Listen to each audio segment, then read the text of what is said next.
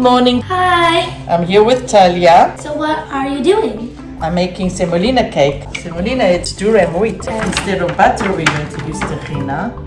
Can I spread? Sure. It just looks like peanut butter. Yeah, tahini has like a nutty flavor. Why can't we use butter? You could use butter. 1.5 cup of coarse semolina. We have half a cup of fine semolina. And then we're going to put half a cup of sugar. We're going to put syrup on top of the cake. 1/4 teaspoon of salt, a little bit of rose water and orange blossom. Half a cup of butter.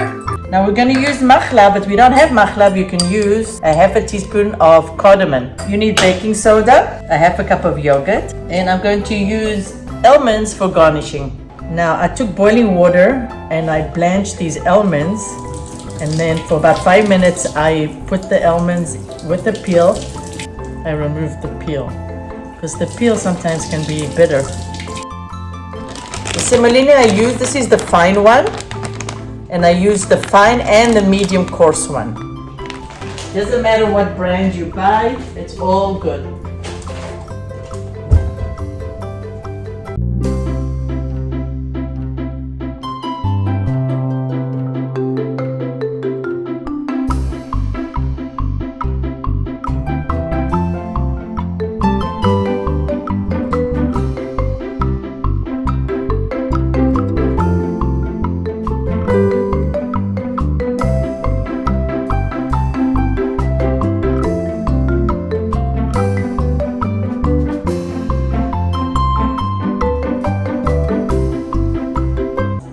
It's been 20 minutes. We're going to take our mix and place it down. With some water, we're going to help spread the semolina mix. The water also helps to moisten the cake a little bit. It'll go up a little bit, not that much. It's a dense cake. We're going to bake it at a 350 oven for about 45 minutes. And I like it diamond shape.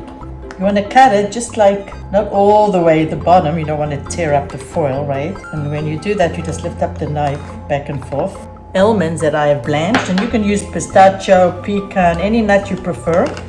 I put in the middle of each diamond shape. And the reason I'm cutting it small is because it's a very sweet cake.